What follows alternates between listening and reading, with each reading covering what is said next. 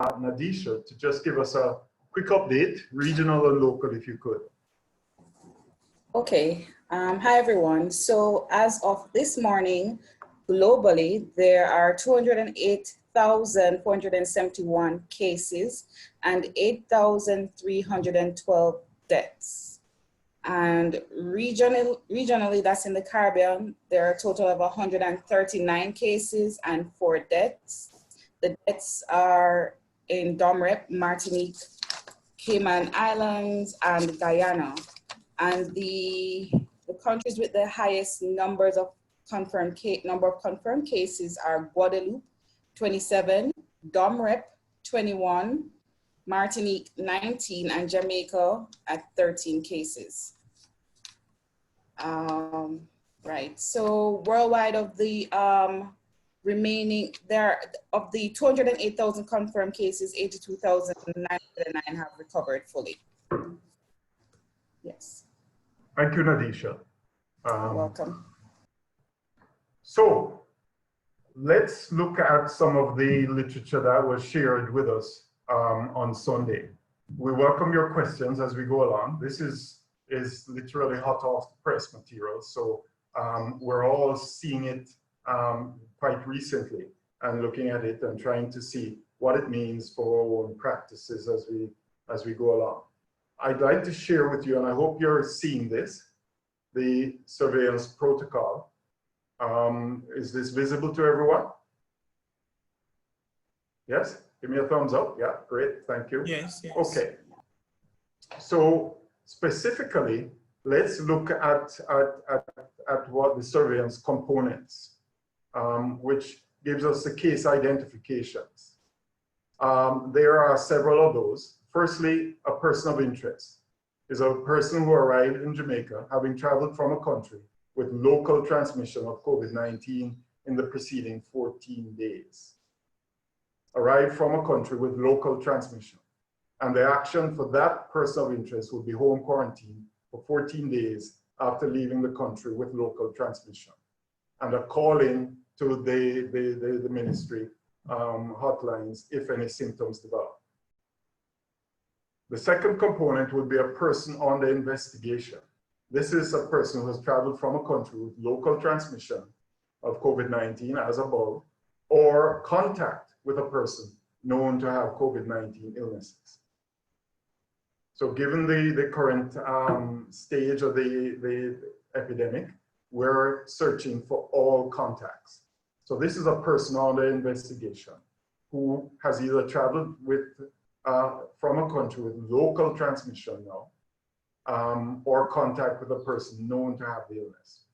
And they are symptomatic or respiratory disease. So they have fever or lower respiratory tract symptoms like a cough or shortness of breath. These persons under investigation would not only be isolated, but they will also undergo a test. So a sample will be taken.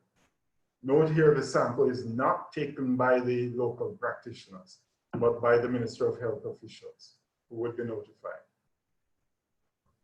The next category is a suspected case. And this is important because this then becomes a case definition of a suspected case. A person with an acute respiratory illness, fever, and at least one sign or symptom of a respiratory disease. So for example, cough, shortness of breath. And so they are symptomatic of a respiratory illness, and there's no other etiology that fully explains that clinical presentation. And they have a history of travel to or residence in a country, area, or territory. Notice area here. So that would be when there's local transmission, that would indicate an area here, for example, in the island, reporting local transmission.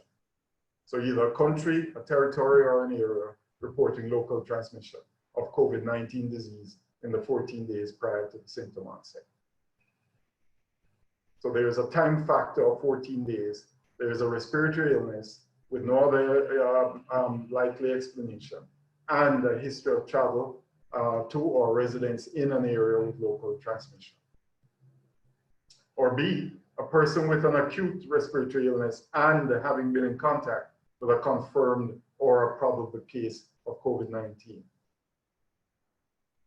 in the 14 days prior to the onset of the illness.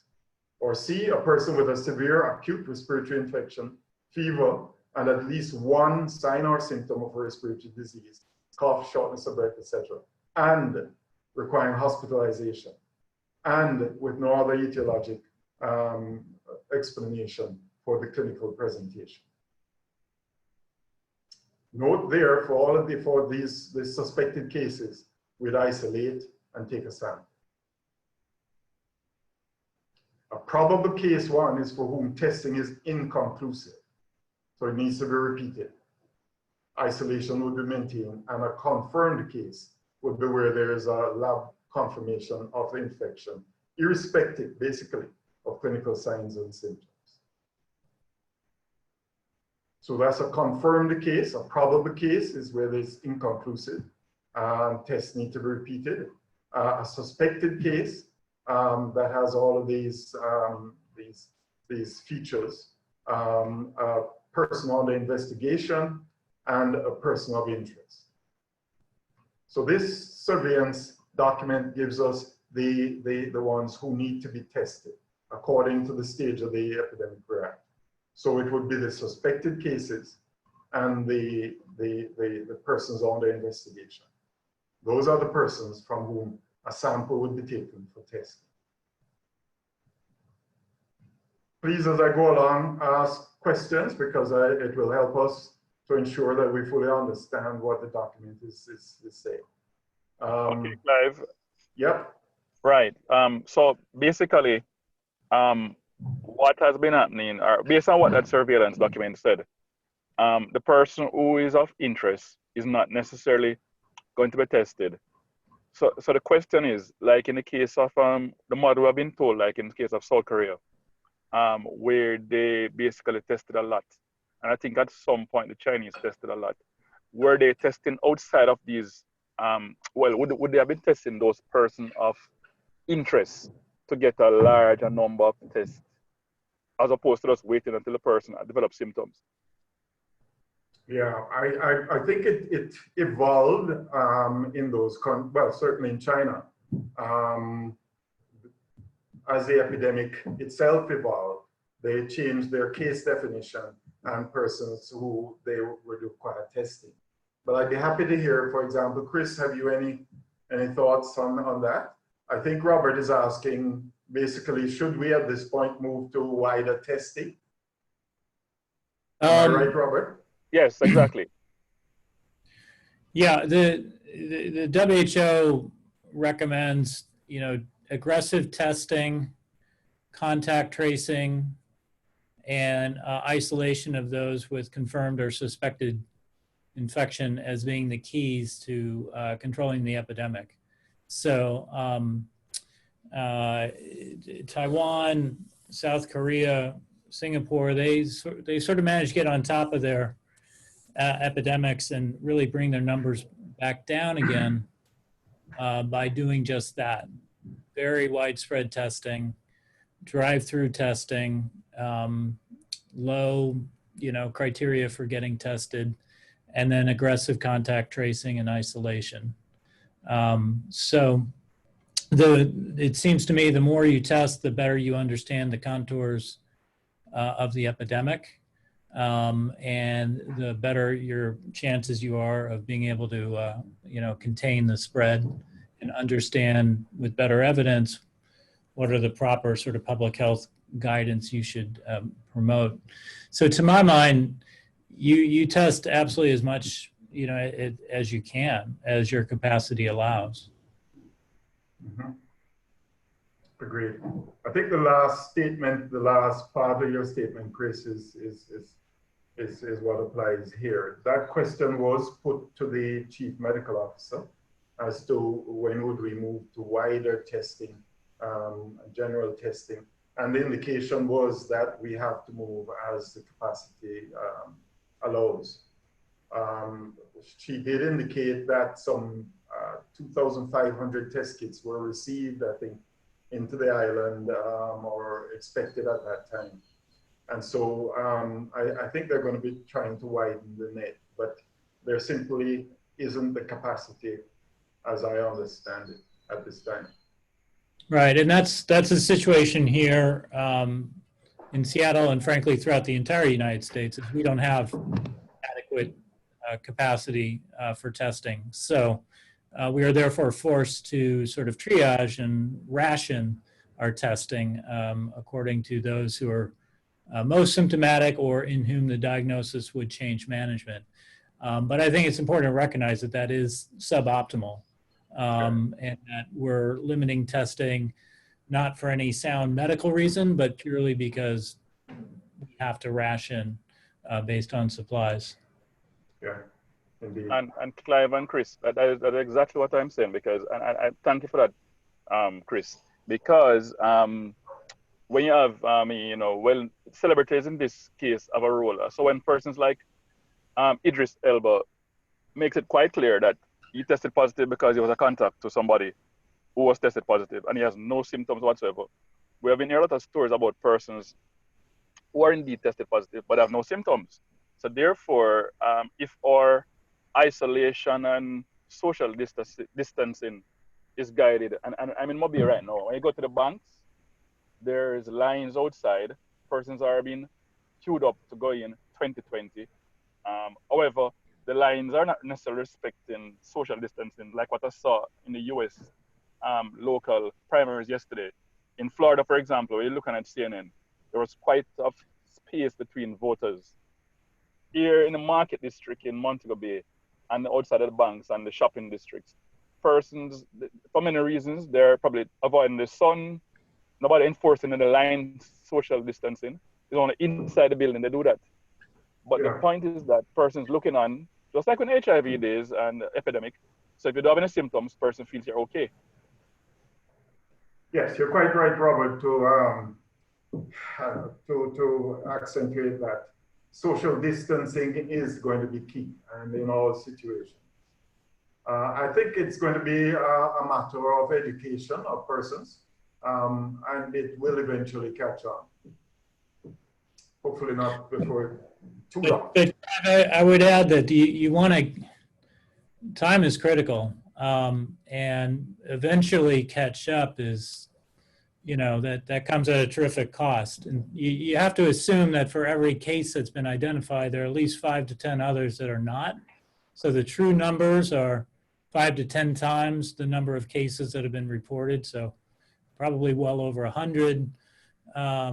What did you say? 13 cases in Jamaica at this time. You know, there's probably 5 to 10 times that many out there.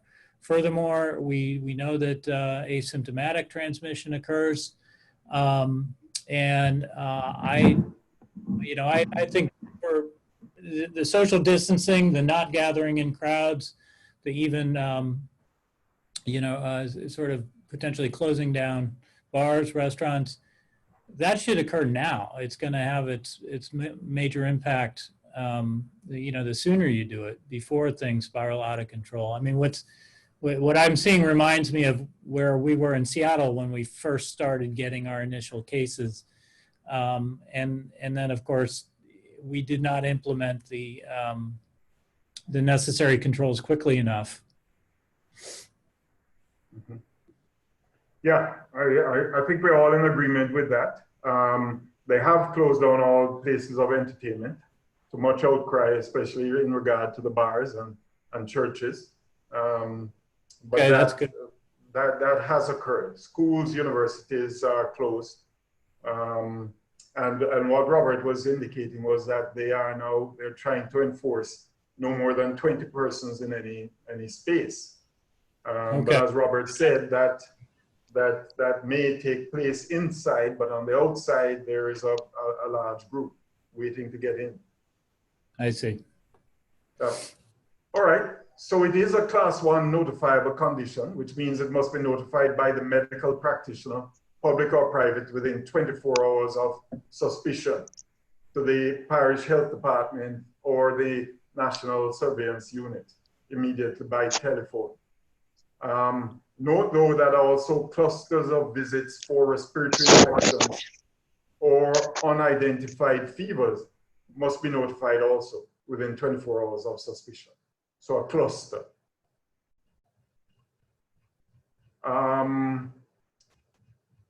Further, in terms of symptom specimen collection, it is not expected that the practitioner would take a specimen.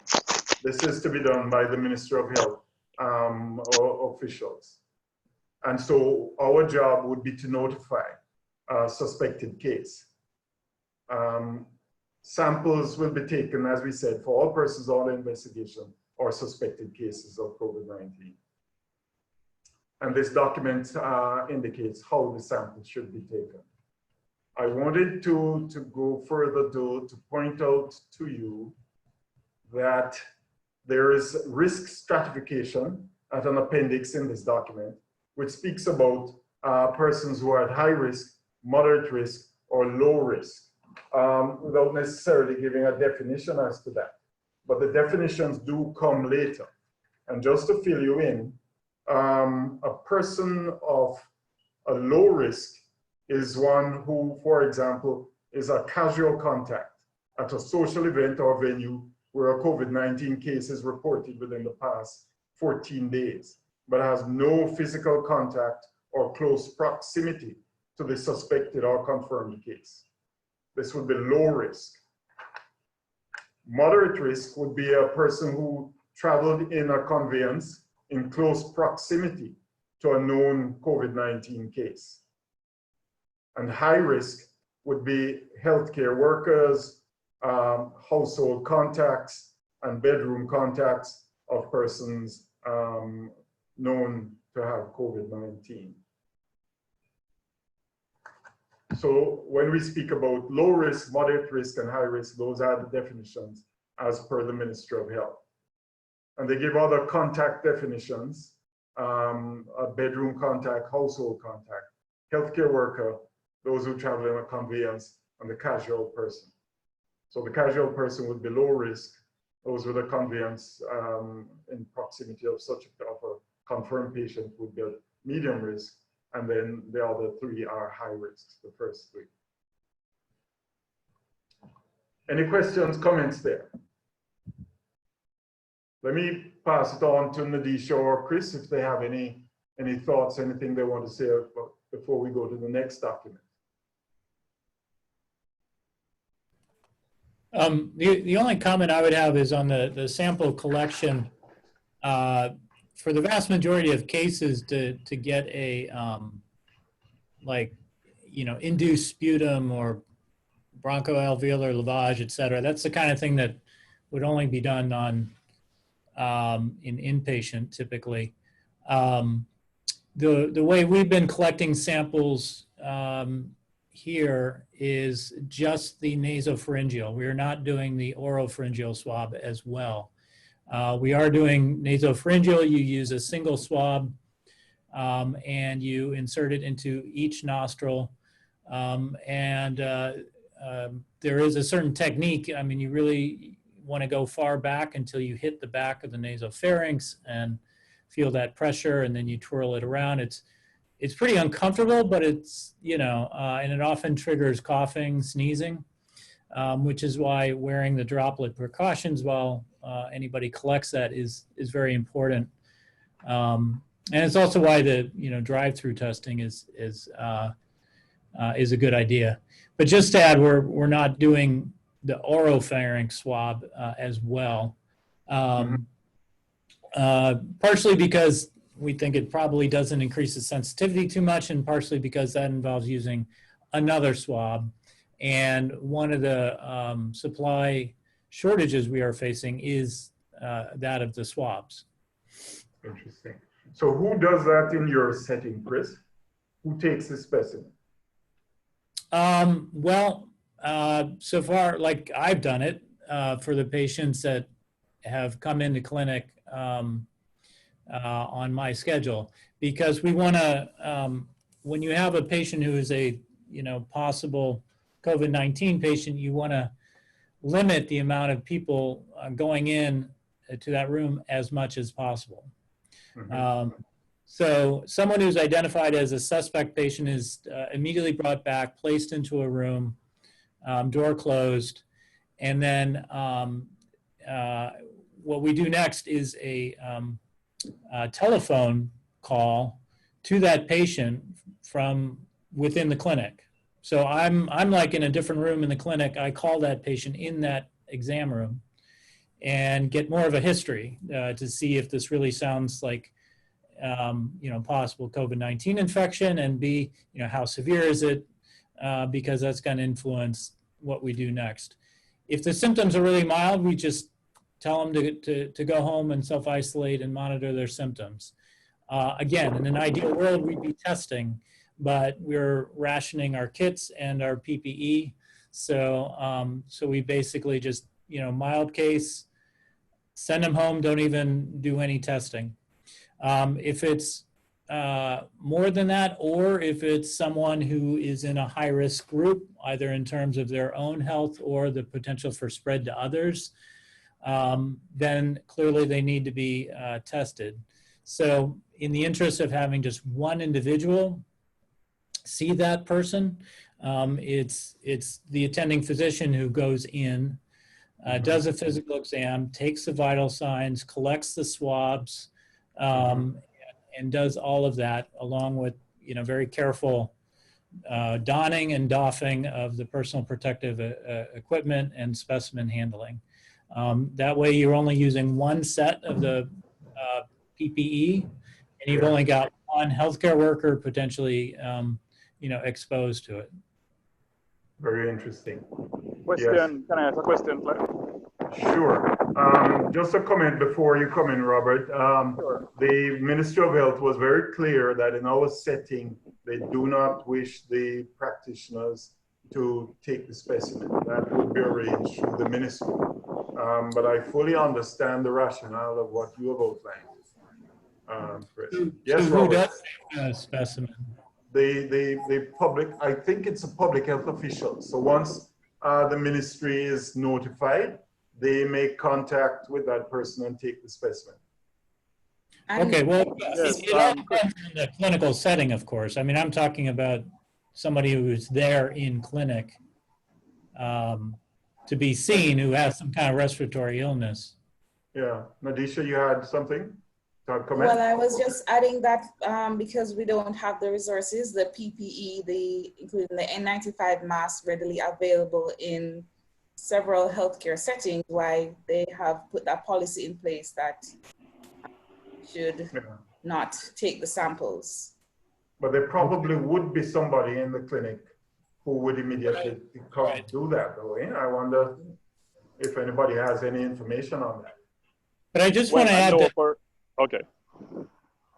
Sorry, you don't need N95 mask around these individuals. So a simple, face mask with eye protection, and of course a gown and gloves is adequate. In case that helps with the whole PPE shortage. You would want N95 if you're dealing with an inpatient who's intubated. The aerosolization, right. Exactly. Yeah. Sorry to interrupt. Yeah, man, that's okay. In the chat box, Dr. Kong is asking, do you do serologic tests? There is no serologic test available yet. Okay. Thank you, George. Robert? Yes, quick comment on that same thing. I know what they've been doing. They've been creating tents in the center. So if a person has respiratory symptoms, separated from the triage group.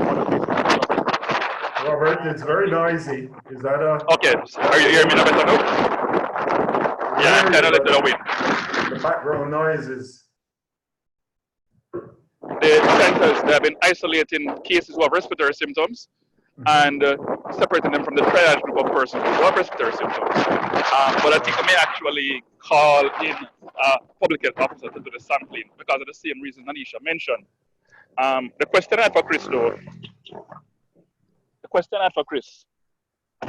was with regards from a biomedical point of view, with the nasopharyngeal swab or the oropharyngeal swab or the bronchial lavage, is it known if there's a difference in terms of the yield, the sample yield in terms of what you're testing for? Yeah, good question. I don't know. I don't know that, for example, BAL is going to be that much more sensitive, for example, than a nasopharyngeal swab. I mean, we're finding, I guess I have reason to believe that the nasopharyngeal swab, if properly done, is actually very sensitive.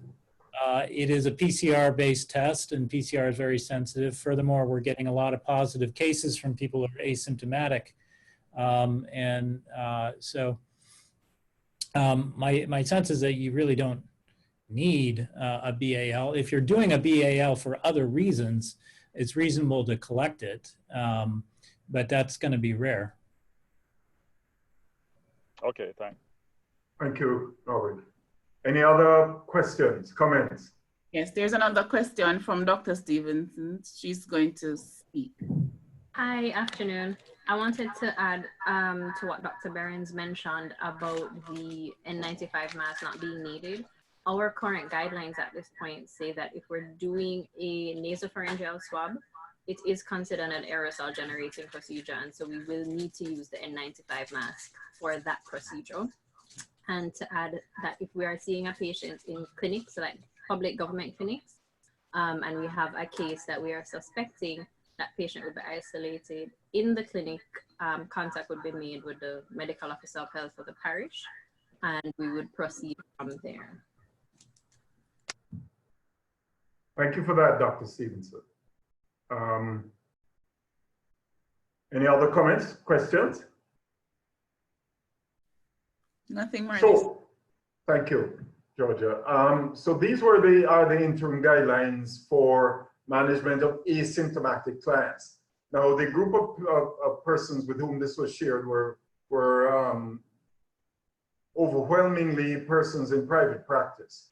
But my sense is that this would apply also in significant detail to what would take place in the clinic. So this is really an asymptomatic client. So no significant history of travel, no contact with a known case, not living in a community with cases. The action is that that person would be reassured. And of course, asked to follow hygiene, the washing of hands, if they're sneezing or coughing, sneeze etiquette and social distancing. A casual contact, that's a low-risk contact then at a social event, but no physical contact or close proximity. They would be self-quarantined at home for 14 days.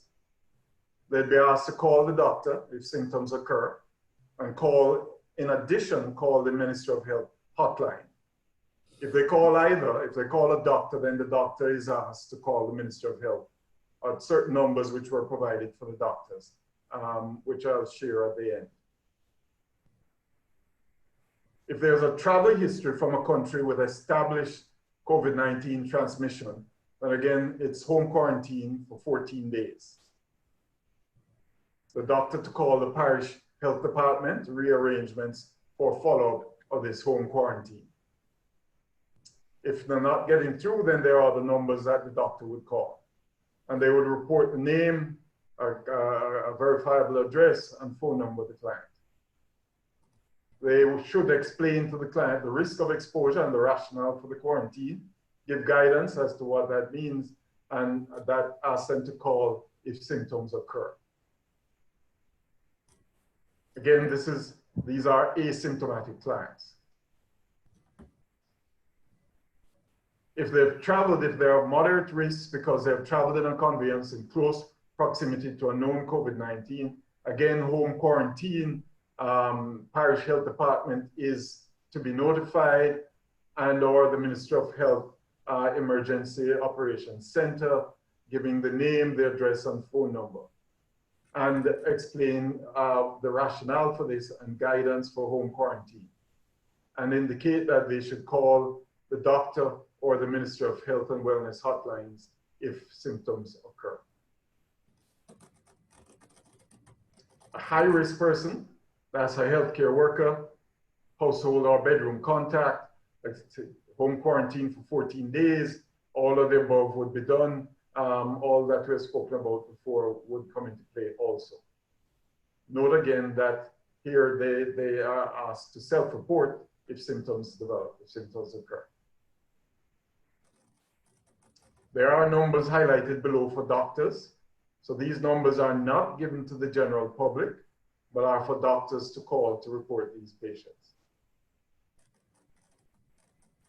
Again, this is interim guidance, and they were very careful to indicate that this is likely to change.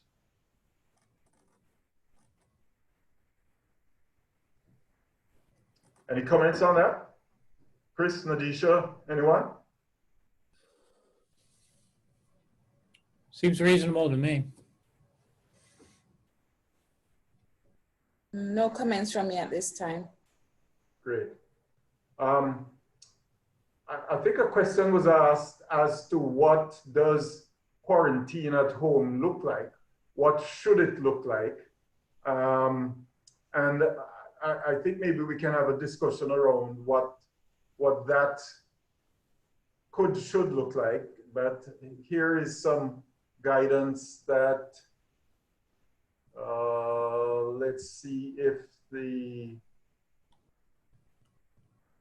I can find some of the guidance coming from the, yes.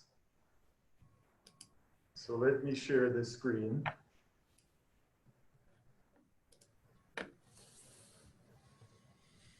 Are you seeing that? Practices for the quarantined person. Great, thank you. Stay alone in a well-ventilated room. Practice cough, sneeze etiquette, preferably into a tissue that is safely discarded in a covered bin. Wash hands regularly. Avoid touching eyes, mouth, and have little or no contact with other members of the household. And if possible, restrict members of the household from utilizing the same bathroom. Quarantined persons can be released from quarantine if no symptoms show within 14 days and the consultation between the Ministry of Health and Wellness and the local health department have confirmed their release. I wonder to what extent that last injunction is carried out.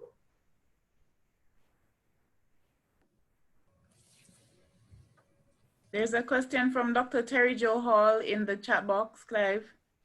She's Yes. asking if healthcare workers who are exposed but use protective gear should still remove themselves.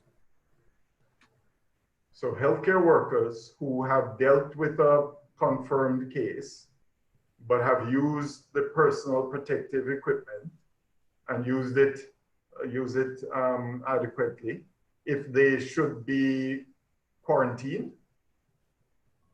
I wonder if I'm understanding the question. Yes, Clive, that's what I want to know. Mm-hmm. Thanks. My own sense would be no. Chris, Nadesha? We're not doing that here. Certainly not. You know, you couldn't, you'd knock out your entire healthcare force very quickly if you did something like that. What are you thinking, Terry? Well, it seems that that's what they're saying, that if you've been exposed, you must self-quarantine, but that doesn't make sense because you remove all the doctors.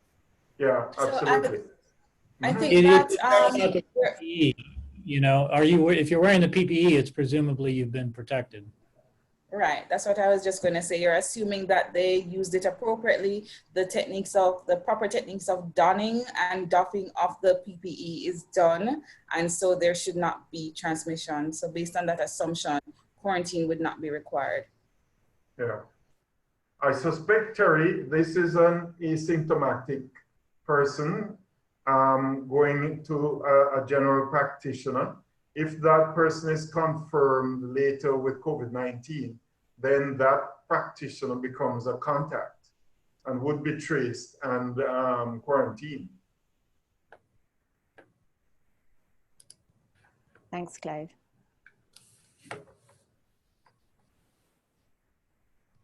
Okay, so now these are the guidelines for the management of symptomatic clients. Firstly, if the person has symptoms, but they do not fit the definition of a suspected case, and remember the definition that we provided, this person, you should offer a mask. So they have symptoms of a respiratory illness. You should offer them a mask and treat the condition accordingly. The message would be that given the other illnesses that abound, if they do not fit the definition of a suspected case, it's unlikely to be COVID-19 and testing is not necessary. Hygiene, cough, sneeze etiquette, and social distancing would be indicated. What are your thoughts on that?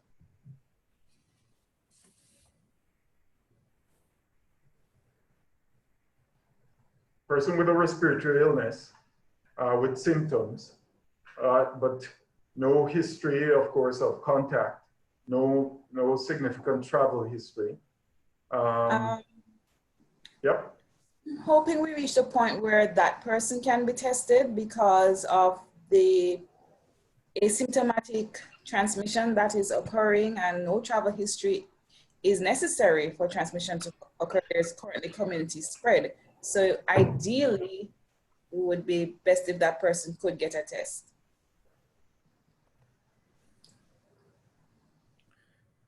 Yeah, I would agree.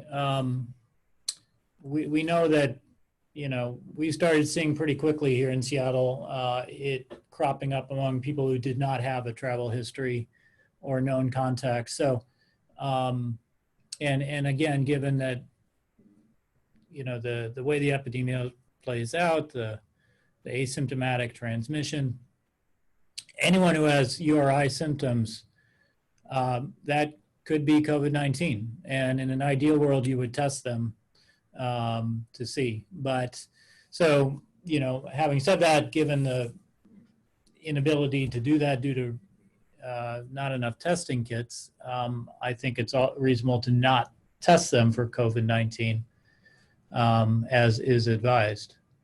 Mm-hmm.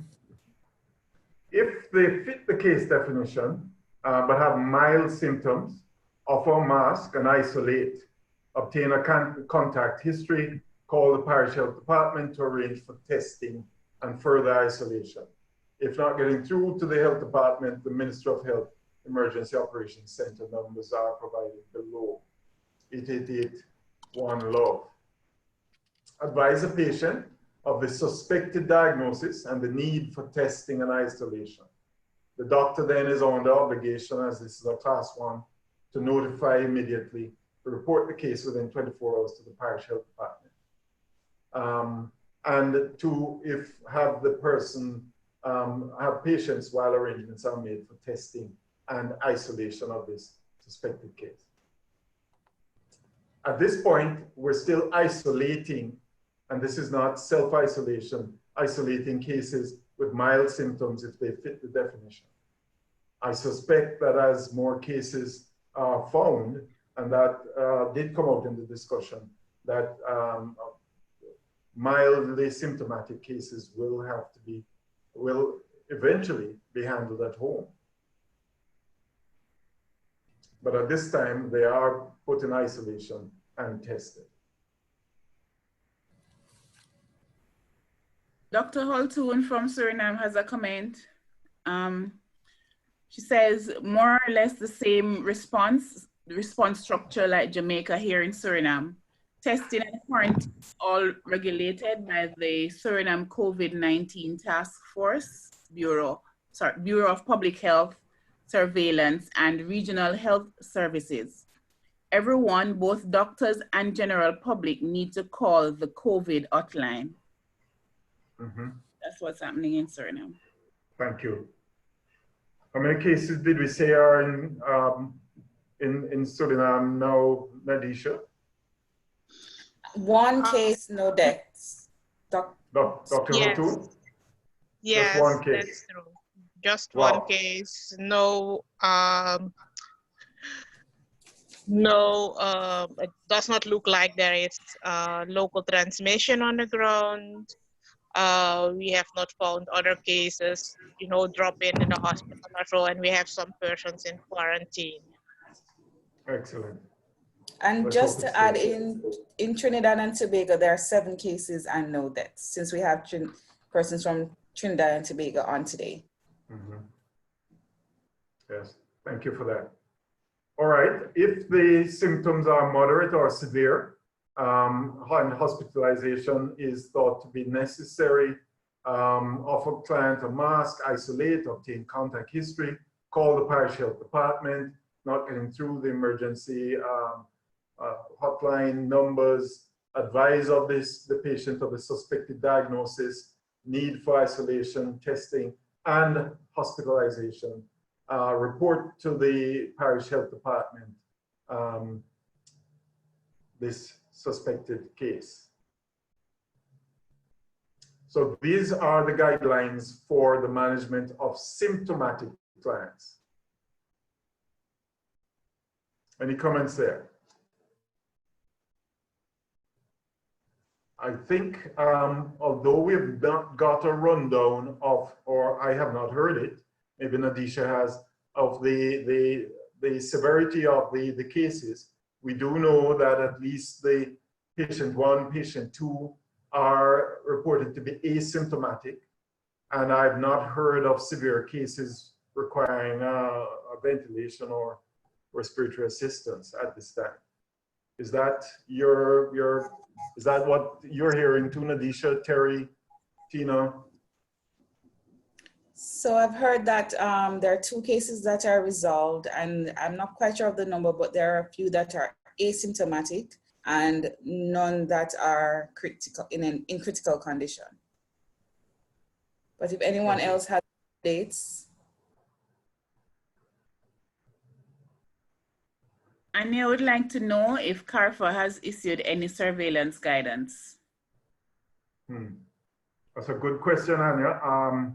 I'm not aware of it, but in truth, I haven't gone to the CARFA website recently to check. My understanding, though, is that the individual territories are certainly doing their own, issuing their own guidance.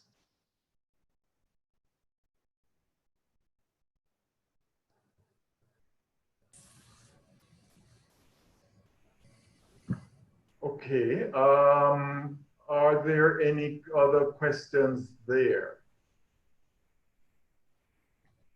No other questions at this time. Great, all right, thank you. So then let's have a look at WHO guidance in terms of the rational use of PPE, which is a question that arises often. Just one moment while I get this sharing going. Here we go. Hopefully you're seeing this.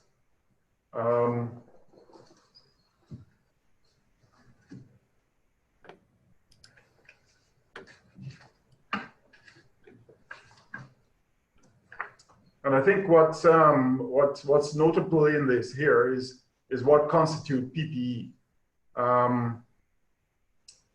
Gloves, medical masks, goggles or face shield, gowns, as well as for specific procedures, the respirator, N95, and aprons.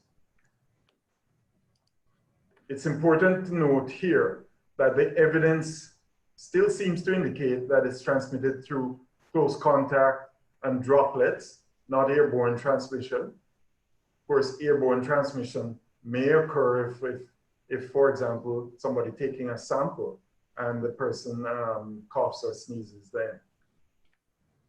But based on the available evidence, the cases seem to be through droplet spread or through persons who are in close contact with each other.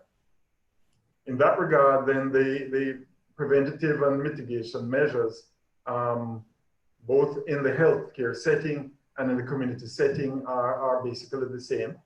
Frequent hand hygiene or alcohol-based hand rub if soap and water is not available.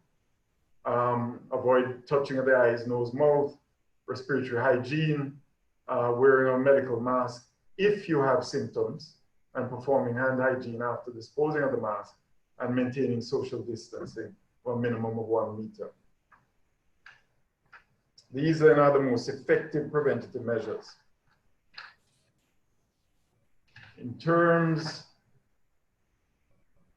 of healthcare workers who are involved in direct care of the patient, PPE consists of gowns, medical mask, and eye protection, goggles, or the face shield.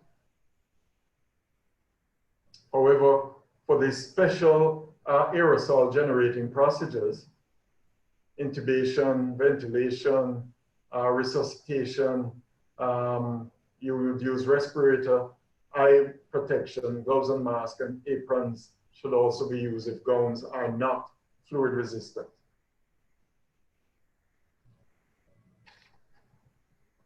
Noteworthy here that among the general public, persons with respiratory symptoms or those caring for patients who have been confirmed with COVID-19 are the ones who should receive medical masks. And for asymptomatic individuals, wearing a mask of any type is not recommended.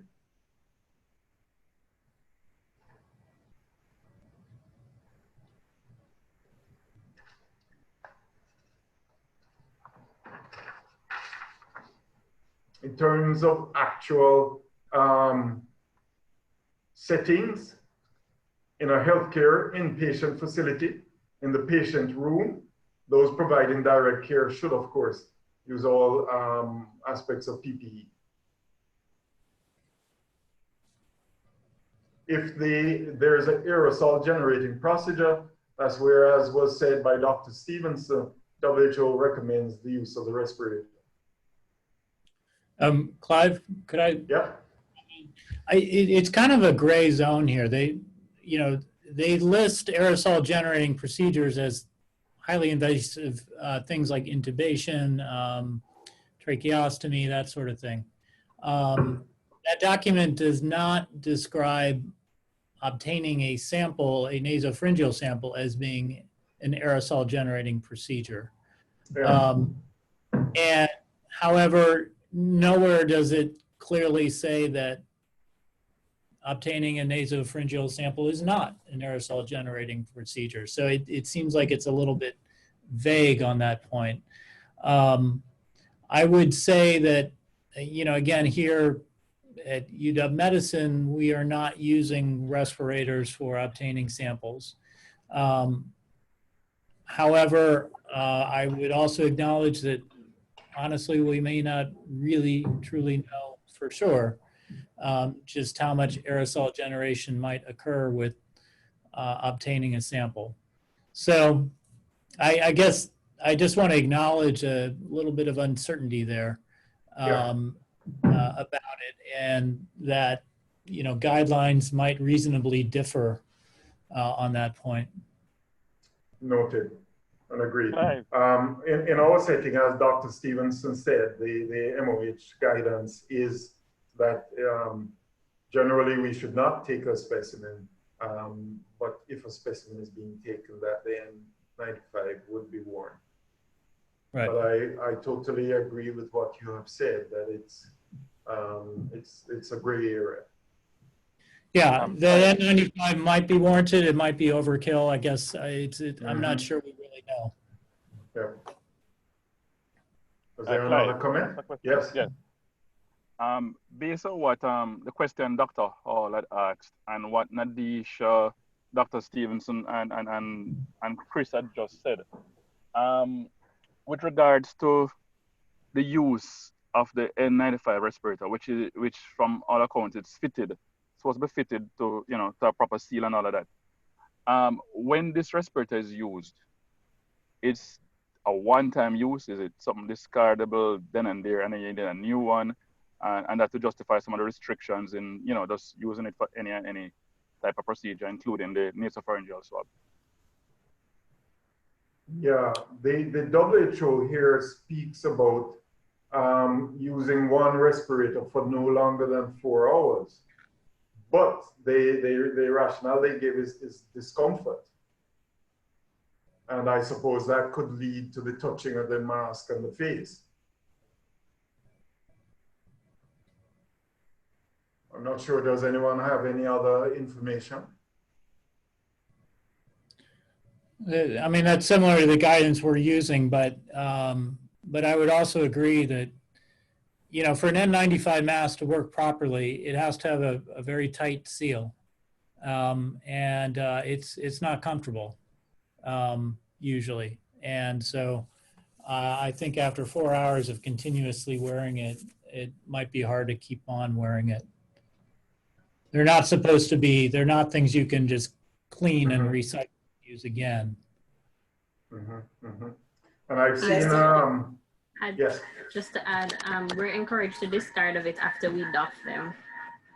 So right, they're labeled as single-use disposable devices. Great. Thank you for that. Dr. Stevenson, this of course wouldn't apply to you, but I've seen accounts of persons having to shave their beard in order to ensure that the fit is, that seems a little drastic.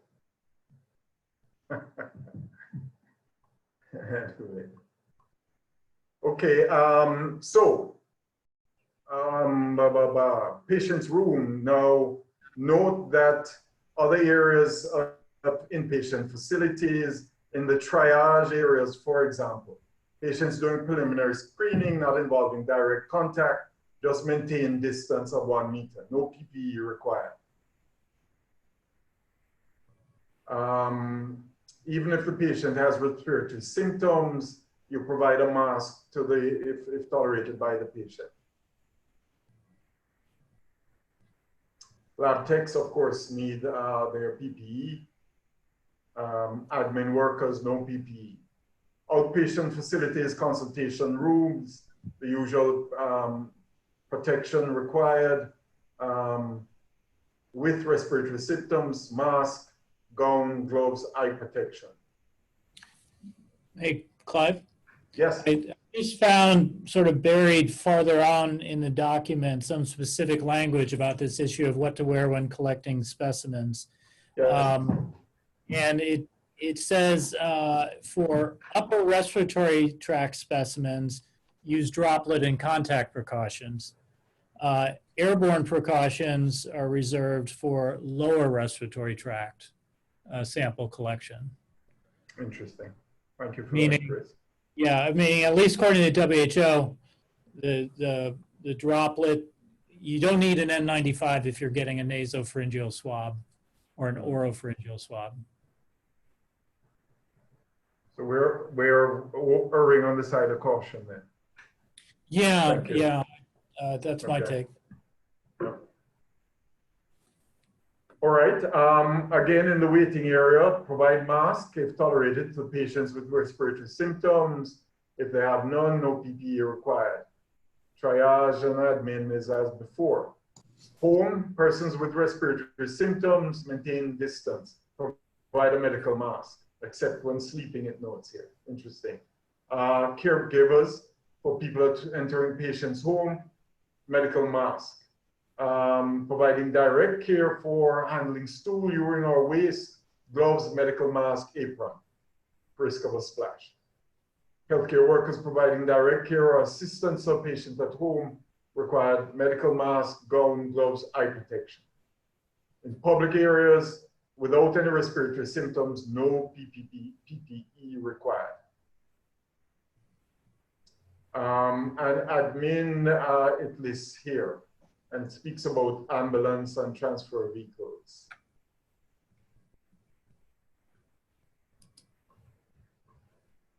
So those are the documents that were provided by the Ministry of Health. Again, they were at pains to indicate that these are interim guidelines and that things will and do change. Our knowledge about the epidemic is increasing almost daily. And so this could change. Are there any questions, comments? None from the community. I wonder if I could, for the last few minutes, ask Janelle. Janelle, pardon me for not warning you of this, but I have heard you giving some tips, some information to persons in this time of self-quarantine and isolation as to how to maintain mental health. Yeah. Would you be prepared to say a few words? Sure. I think for the most part, I think the main thing I've been telling people is just to get reputable information from the right sources, but at the same time to limit that information.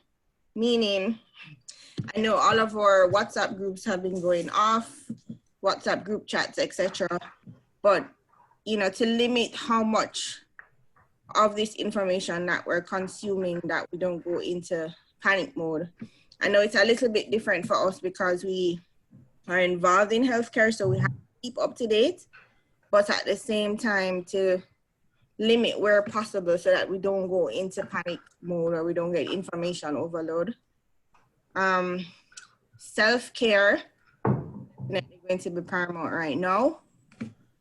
And I know for some of us, self-care involves different things. Like for me, self-care is going to the gym, and my gym is now closed for a month. So yes. I now have to look into doing home workouts. So that's just an example.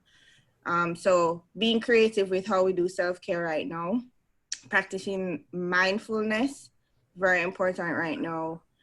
There's a couple of meditation apps on our smartphones that we can use, such as Calm or Headspace, for those of us who like to do breathing and relaxation techniques. And for those of us who haven't tried before, it would be a good time to try now. And of course, this is an opportunity for us to learn new skills right now, do some online courses, because we have a little bit more free time than we generally would have. So using the time wisely to try and, you know, do some courses, do some skills, practice some things that you used to do before but never had enough time to do. I would say now is the time, you know, to just try to stay occupied as much as is possible and just keep our heads above water. Mm-hmm.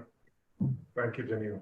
Appreciate those words. And the 2 hours that we normally spend in traffic every day to getting to work could be used as family time. Okay. Yes. Yeah. Time with the kids. Thanks for adding that, Nadesha.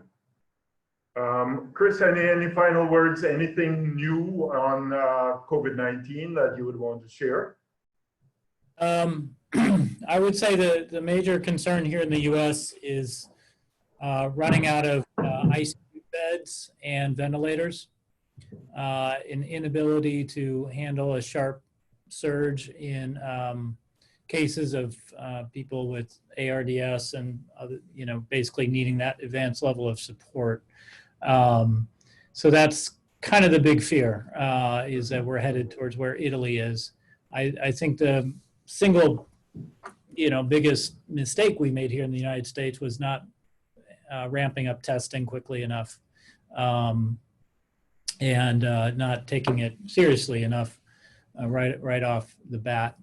And then one other thing we're doing at hospitals and clinics, we're deferring all elective procedures in order to sort of free up space in the hospitals and free up personnel, not to mention reduce the risk of patients potentially being exposed to the virus by coming to the hospital. And then for the outpatient clinics, we're trying to do as many patient visits as possible remotely, by telephone or by a televideo setup. In fact, we're using Zoom, this exact same platform, to do a lot of virtual telemedicine visits. And that's actually, you know, when it works really well. So those are some other things to consider. Mm-hmm, mm-hmm. And Clive, there's a question from Lauren. Yes. She wants to know if there are any specific preparations that the HIV care and treatment sites are doing to ensure people have access to meds during any potential future quarantine. Yeah. Or self-quarantine or parish-wide shutdown. Sure. Yeah, Lauren, that's a big concern of ours. We were told today that And Gail, you may want to speak a little bit more about it, the fact that they are attempting to give large dispense multi-month prescriptions of up to 6 months. Gail? Right, so the scripts or prescriptions will be written for the stable clients, particularly, and the not so stable ones, for up to 6 months. I know they're putting plans in place to get enough ARVs in stock to see if patients can get at least 3 months. Right now, there's a little, I don't want to say short, but low on a few of the ARVs that would normally be readily available. And so they're now dispensing month at a time. Like tenofovir is one of them that they didn't have as many as I guess we thought. And lopinavir, ritonavir is also low. And they're asking for patients who are on that, for the doctors to reassess and see if they can be given atazanavir, ritonavir. Those who can't, then they'd have to make arrangements to kind of make sure they keep, for those patients who definitely cannot get it. But in a general way, that's in terms of the plan, and to encourage the patients to be adherent, because then that would be their best defense at this point. Yeah, thank you for that. Thank you for the question, Lauren. Thanks, Gail. So yes, that is the recommendation, multi-month dispensing where possible. I think that given that this is an emerging situation, there may be problems with supply, but that is where we hope persons are going. We are hearing stories about lab capacity, in that they may be putting off lab testing during usual hours, putting it to the after hours clinics, which may prove a problem with the staff complement at that time, and also with the patient, of course. Thank you. Any other questions, comments? No, there are no more questions or comments, but a couple of days ago, Tamar shared with us about a website that she saw on CNN, www.weconnectrecovery.com, for patients who are suffering from mental illness. It's a free website that they can connect to. I type it in the chat box in case persons want to check it out. Thank you very much, Georgia. We're going to need all the resilience building activities that we can find at this time. Any other questions, comments? Yes, Clive. Yes. Quick question, this is for Chris. Is there any information about the use of interferon B, which is being spoken about in some media with regards to the Cuban cooperating with the Chinese, and it is also said that they're using it in Italy. The Chinese and the Cubans are, using it in the most severe patients. I'm not sure if it's factual. I have not heard of that. I'm skeptical. What I have put up and shared on the screen is the treatment options that UW, that we are using here at University of Washington for people who are severely ill, or moderately to severely ill, and it does not include any interferon-based treatment. What this algorithm shows is, I think the treatment that's shown the most promise so far, in which people are most hopeful about, is an agent called remdesivir, which was originally developed to treat Ebola. Turned out not to be very effective. However, fortunately, it's been through all those preliminary clinical trials, and we know its safety profile, and it's reasonable to use. In primate models, primates given remdesivir who had this coronavirus did better clinically. And clinical trials are actually underway, including one right here in Seattle, looking at the effectiveness of remdesivir in treating COVID-19. Now, that's not a drug that's just available off the shelf by any means. But there are other agents that might, sort of on a more theoretical basis, have some efficacy, including hydroxychloroquine, and interestingly, ritonavir, lopinavir. Based on the fact that a protease enzyme is involved in the replication of this virus. Unfortunately, the in vitro data suggests that the lopinavir levels needed in the blood to have an impact on this virus are higher than that which can be achieved with our Kaletra dosing, which is why it's kind of a not at all clear that this would make much of a difference. Nevertheless, because there is some potential activity, it's down there as a possible treatment modality to offer to people who are severely ill and have oxygen needs. Chris, are you aware of the dosages given, the lopinavir, ritonavir, and the hydroxychloroquine? Let's see, I believe they are, and this document, by the way, is freely available on the UW Medicine COVID-19 website. It's a publicly available. I think I shared the URL for it before. So let me, here's the dosing of hydroxychloroquine and of lopinavir, ritonavir. Okay.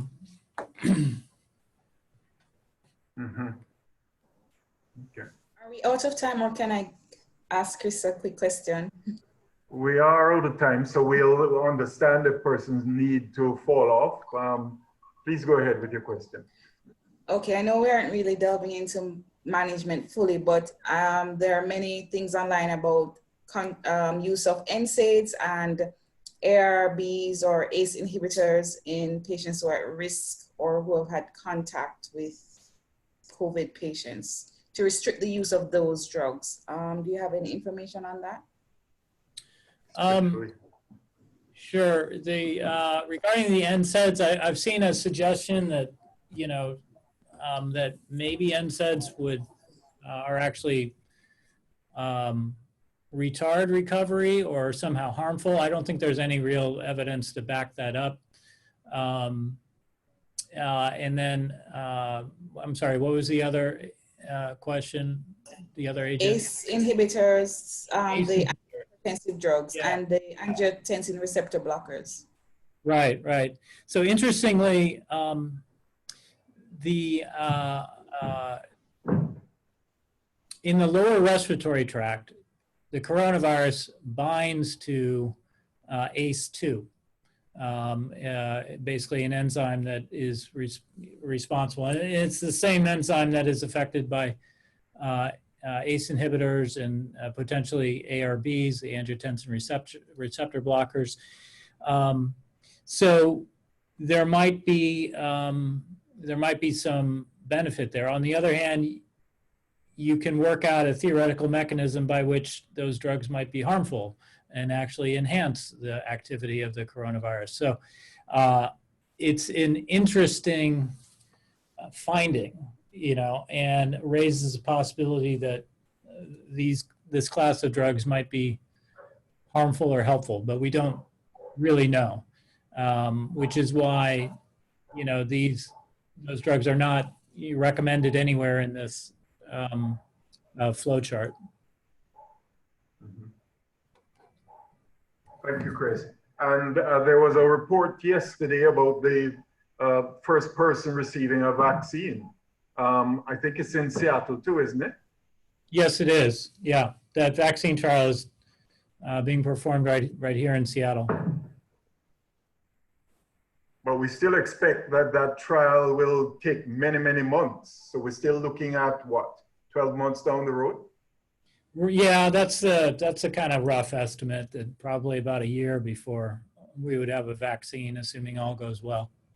I think there's hope that we'll have more sound data regarding, for example, remdesivir sooner. I mean, interestingly, remdesivir works the same way as tenofovir does. It's a nucleotide analog blocking replication.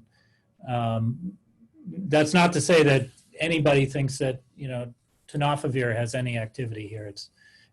Tenofovir, you know, does not, but it's just the same kind of therapeutic approach. Mm-hmm. All right, well, thank you all. If there are no further comments or questions. Conrad would like to know, to support month-to-month dispensing, are systems being put in place for direct medication pickup for our patients? Yeah, multi-month dispensing, eh? I assume he's asking perhaps outside of the clinics or in other areas to make it easier for persons to pick up. I'm not aware. But one would think that that is where we should be going to keep the patients who are immune compromised out of the clinic setting as much as is possible. But I'm not aware of it at this point. I don't know if anybody out in the regions are. Anybody is aware?